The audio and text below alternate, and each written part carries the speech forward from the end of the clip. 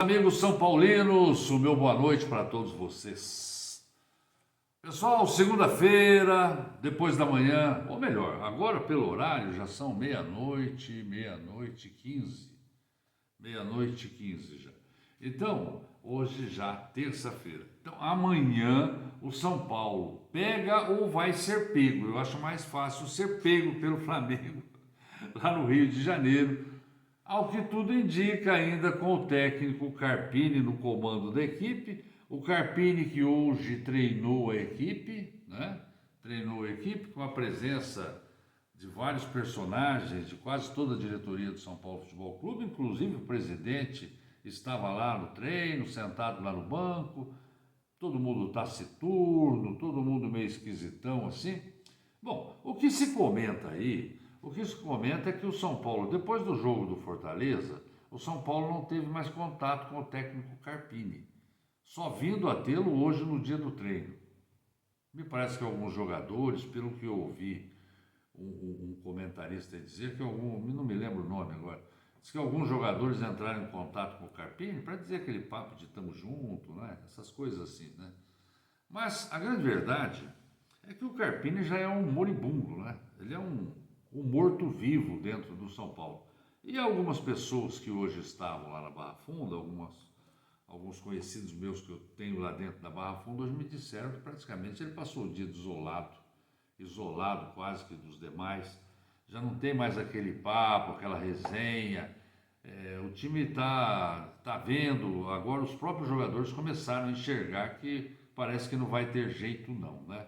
E a diretoria que teve lá também não veio a público se manifestar ou manifestar apoio ao treinador. Então vejam só, o que acontece nesse caso específico? Muita gente está dizendo aí que o São Paulo está aguardando a contratação de um novo técnico para dispensá-lo. Outros estão dizendo que o São Paulo ainda está dando uma oportunidade para ele dele se recuperar diante do Flamengo. Vejam bem que o São Paulo, depois dessa derrota para o Fortaleza por 2-1 no sábado, vai enfrentar agora o Flamengo, depois pega o Atlético Goianiense, depois, se não me engano, vai pegar o Barcelona e posteriormente o Palmeiras em casa. Esses outros jogos são todos fora de casa. Agora, se a gente analisar bem essa situação, aí a gente vai chegar à seguinte conclusão. O São Paulo, contrariando todos nós torcedores são paulinos, que passamos aí quase 15 anos sem ganhar nada aí, e ganhamos com o Crespo o Campeonato Paulista, e depois o Dorival veio para substituir aí o Rogério, e nessa substituição o Dorival conseguiu dar uma ajeitada no time e conseguiu competir na Copa do Brasil e no momento ruim do Flamengo acabou abocanhando a Copa do Brasil, né? No Campeonato Brasileiro eu nem falo porque o São Paulo não teve poder de competição. Na Copa do Brasil, sim. Do Paulista também, o São Paulo se enterrou no Paulista do ano passado também, né? Então vejam bem, o Casares inventou essas tais entrevistas aí. O que ocorre com essas entrevistas? Nem sempre o melhor técnico é o melhor entre aqueles que participaram das entrevistas, né? O cara que tiver melhor papo, que tiver estudado mais o time, que for mais lero-lero, acaba conseguindo o pessoal ter uma boa impressão dele, né? Mas o problema maior é que o São Paulo deveria ter contratado um técnico de renome, um técnico que não deixe dúvidas, aquele técnico que já foi campeão em outras equipes, um cara experimentado, que já dirigiu várias equipes em vários campeonatos internacionais, que já ganhou muitos títulos, ou que já tenha pelo menos ganho um título, né? E já tenha participado várias vezes de competições da divisão que o São Paulo está. Então se esperava que esses caras fossem ser os contactados, não entrevistados, porque técnico, nesse grau que eu disse, que já é indiscutível, esses técnicos não aceitam participar de entrevistas. Esses técnicos querem um projeto do clube. É diferente. Eles querem um projeto do clube e um projeto para eles também. E não se faz entrevista desses técnicos. Se eu sou um deles, eu não aceito ser entrevistado. Eu não sou candidato, eu não estou precisando de um emprego. Não sou candidato ao emprego. Eu não quero passar por uma entrevista para ver se aprova meu nome, para depois eu passar por uma experiência. Não, eu não quero nada disso. Eu quero um projeto, porque eu não preciso discutir da minha capacidade. O técnico que vir, ou que um time como o São Paulo, que um time como o Flamengo, que um time como o Palmeiras, que um time como qualquer outro time grande de expressão nacional e mundial tem que fazer, é contratar alguém sobre o qual não paire qualquer dúvida sobre a sua competência. E essas pessoas, eles não aceitam entrevistas. Eles querem fazer tratativas, eles querem um projeto para eles e um projeto, né, do clube, para que ele venha a ter sucesso. Um projeto sobre elenco, um projeto sobre campeonatos, um bom investimento. É isso que esses técnicos desejam. Agora, quando o São Paulo bota uma entrevista para fazer, ele está procurando um técnico à procura de uma chance, né?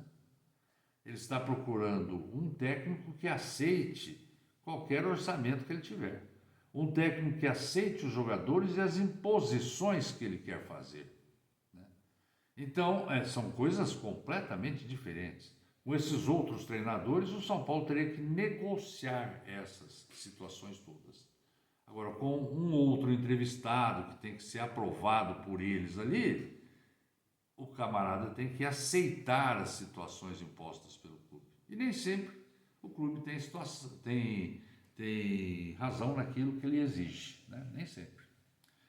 Então, como o São Paulo optou entre os treinadores que se candidataram, né, que são candidatos, e aqueles que foram convidados, e aí entra aquela história de que procurador amigo, agente amigo, um intermediário indica, outro indica, e acaba essa confusão aí. E no fim o cara que tiver, nem saiba tanto de futebol, mas estudar um pouquinho para chegar lá e falar bonito, se portar bonito, acaba sendo admitido.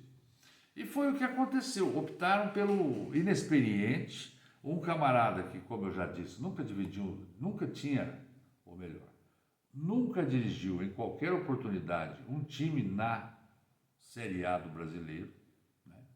Nunca dirigiu um clube numa competição como a Libertadores ou Sul-Americana, um cara completamente sem qualquer experiência na divisão e no eixo, né? No eixo dos grandes clubes brasileiros, sem experiência alguma. Então, quando se opta por um elemento desse, esse cara que quer uma oportunidade, ele aceita tudo. Ele aceita o salário que oferecer, ele aceita o que tiver no clube, ele não fica preocupado com o projeto, que jogadores que vão vir, não vão vir. Mas, por outro lado, a diretoria de um clube grande, gigante como é o São Paulo, o maior vencedor de torneios internacionais aqui, que é o São Paulo, o terceiro, né, em número de torcedores do país, o mais vencedor internacionalmente, quando um time desse opta por um cabra inexperiente, por um cara novo que está começando, sem qualquer experiência em campeonatos internacionais, mesmo estando numa Libertadores da América, e seus torcedores ávidos de participar disso, porque isso faz parte da história do São Paulo, que é tricampeão mundial e tricampeão da Libertadores, e tantas outras que o São Paulo participou e não ganhou, mas competiu. Quando se contrata um time assim, os dirigentes do clube, o que tem que fazer? Eles têm que garantir para esse cara, falar para ele, olha, eu vou dar todo o respaldo para você, você vai ter todo o apoio, vamos dar um tempo para você trabalhar, não importa que você não tenha experiência ainda, mas vamos ver, porque gostamos dos teus trabalhos, você foi bem, vamos dar apoio, fulano, vem cá, vai te dar uma força, o outro ali vai te dar um não sei o quê, os atletas vão te dar apoio, esse aqui é o seu fulano de tal, estamos recebendo aqui, é um estagiário praticamente, um novato, né? Um inexperiente. Então o cabra aceita tudo. E a diretoria promete que vai dar o respaldo. Pois bem, quando chega e faz isso, uma diretoria, está fazendo uma grande merda, né? Está fazendo uma grande merda. Está cometendo um erro enorme, porque está colocando em risco toda a estrutura do clube, toda aquele sentimento emocional que a torcida tem, tanto organizada como torcida de arquibancada, das redes sociais, e toda a esperança está colocando em risco, principalmente a esperança de mais de 20 milhões de torcedores de que o São Paulo vá competir. E colocando em risco ainda uma questão financeira, porque o São Paulo não progredindo, se dá errado, o São Paulo começa a sair das competições antecipadamente, como pode acontecer agora na Copa Libertadores, começa a ir mal no Campeonato Nacional, começa a perder público nos estádios.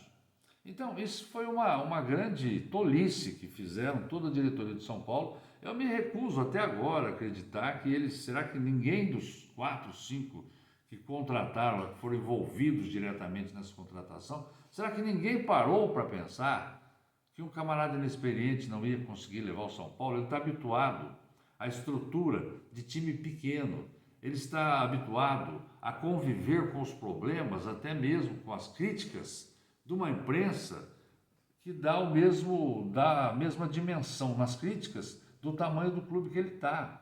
Se ele está num clube pequeno, numa divisão inferior, as críticas vão até certa altura. Agora, quando se está num clube grande como São Paulo, essas críticas vão ter também o tamanho do significado que o clube tem. E vão ter também, né, uma projeção nacional, que é o que está acontecendo.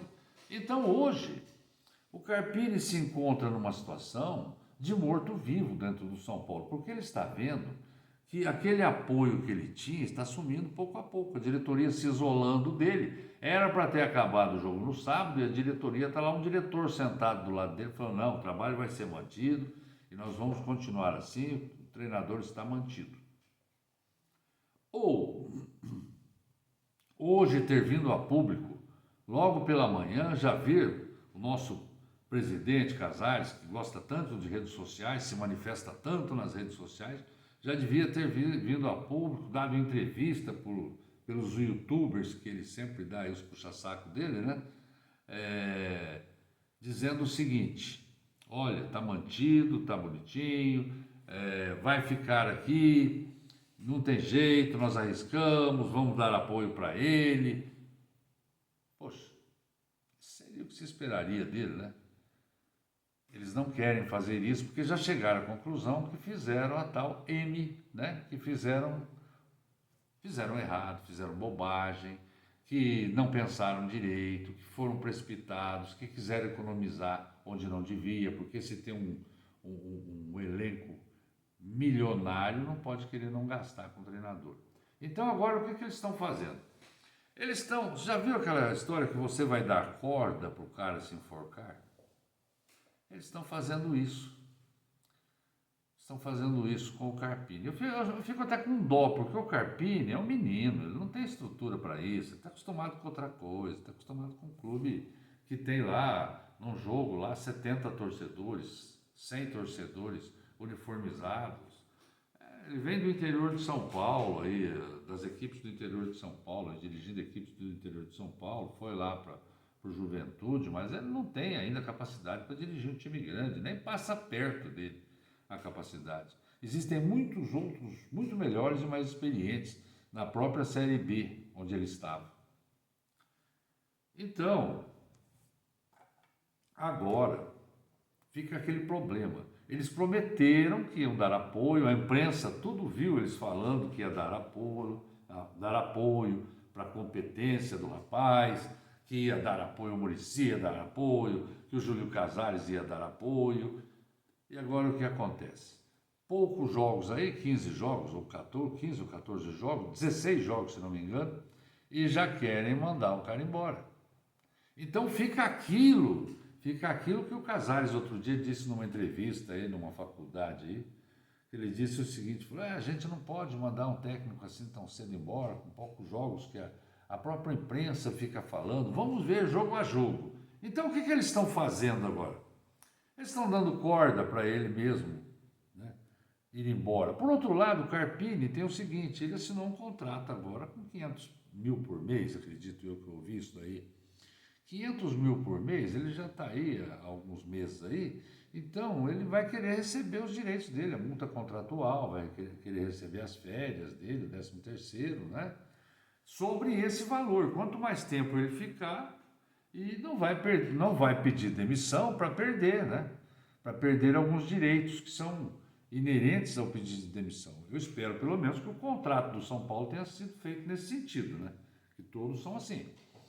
Agora, vejam só, como é que o Casares agora vai chegar para ele no primeiro jogo do Campeonato Brasileiro e vai dizer para ele, falar, olha, é o seguinte, não deu, viu? Você não passou na nossa experiência, a nossa avaliação jogo a jogo aí não está dando certo, você está sendo mal visto pela torcida, você está sendo apoupado pelo pessoal nas redes sociais, está todo mundo aí criticando, mas a imprensa fica falando que é muito cedo para mandar você embora, né?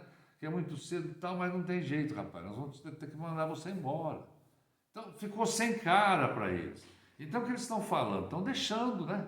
Estão deixando, vamos deixar ele dirigir contra o Flamengo e aí ele perde lá e nós dispensamos ele, pelo menos demos mais um pouco de oportunidade para ele mesmo vai se enterrar. Porque o que o São Paulo tem pela frente é nada mais que Flamengo dentro do Maracanã.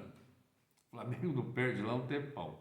Ele vai sair daqui e vai jogar contra o Atlético Goianiense em Goiânia, que é o time que havia somado, o time que mais somou pontos aí nas competições aí nesse ano.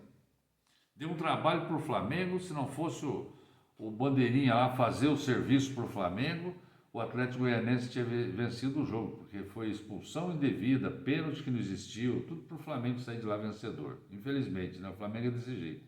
Joga com 14 dentro do campo, mais 2, 3 no VAR. Então, se contar com todo mundo que o Flamengo joga junto para ganhar, é 18, 17, por aí. Então está acontecendo isso. Agora eles querem deixar o cara, né, se enforcar sozinho, porque depois pega o Atlético Goianiense lá, aí vai jogar com o Barcelona lá em Guayaquil. O pessoal estava falando em altitude, né? Mas não é altitude. O Barcelona é bom time lá, tá? Vai pegar o Barcelona em Guayaquil, vai se estrepar lá também, volta, pega o Palmeiras dentro de casa e sai daqui depois para jogar com o Vitória. Então, é muito improvável, diante do que nós estamos notando, é muito improvável, quase impossível, de se obter bons resultados nesses próximos jogos aí. E não tendo bons resultados, o Flamengo já é o principal, né, objetivo. Eu duvido que o São Paulo vá no Rio de Janeiro e perca para o Flamengo de 4-0, 3-0, 5-0 e chegue aqui e a diretoria mantém o Cabra. Não é isso que eles estão querendo. Eles estão querendo deixar o próprio Carpini se enterrar lá, para eles terem justificativa perante a imprensa, para eles terem justificativa perante o próprio treinador, de que eles deram oportunidade. O que eles querem dizer é que eles chegar para a imprensa quando for anunciar um novo treinador, falar, não estava dando mais, né? Você veja, nós demos todas as oportunidades, apesar da torcida ter gritado ele, burro, burro, burro, dentro do Morumbi, nós mantivemos ele, mas é que não dá, uma sequência dessa não tem jeito. Esse é o papo. Mas, na verdade, a diretoria já está conversando com outros treinadores, outros agentes e assim vai. Então, se não acontecer de for demitido amanhã, vai ser demitido na quarta ou quinta-feira. E se passar da quarta ou quinta-feira, vai ser na sexta. Ele não fica, mesmo porque já estão se distanciando dele, já não estão dando apoio mais. Se tivesse dando apoio, não ficariam nesse silêncio sepulcral, né? Um silêncio que, né, expõe toda a realidade disso que eu estou falando. Expõe a realidade que eles já chegaram à conclusão que não dá mais também. Mas eles estão procurando alguma coisa para justificar perante a imprensa. Nada mais que isso, é só isso que está acontecendo. Deixa ele, vamos dar corda para ele, que ele vai se enforcando e a gente tem como se justificar perante a imprensa porque ele passou vários jogos. Aí é só tirar ele. Eu acredito que mesmo que o São Paulo vença lá, ou empate lá, mas se não jogar bem, jogar mal, continuar com erros, for um jogo feio, eles vão acabar dispensando o Carpini ou após o jogo ou no outro dia. Acredito que no outro dia, né? Porque o São Paulo tem esse costume.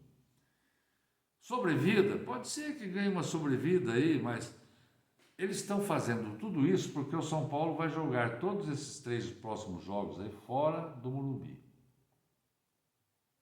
Eu quero ver a hora que voltar no Morumbi. Eu quero ver, com a torcida lá presente para gritar burro de novo. Se esse pessoal da diretoria vai ter culhão para segurar um técnico, como esse cara aí que está levando o São Paulo para o buraco. Gostaria de ver até. Seria muito interessante, né? Então a gente tem que falar. Os responsáveis por tudo isso estão lá no Morumbi. O Carpini não é responsável por isso, porque ele não tem competência para dirigir. Todo mundo sabia que ele não tinha competência para dirigir um time como São Paulo. Nem competência, nem maturidade, nem experiência, não tem nada disso. E a diretoria entrou nessa.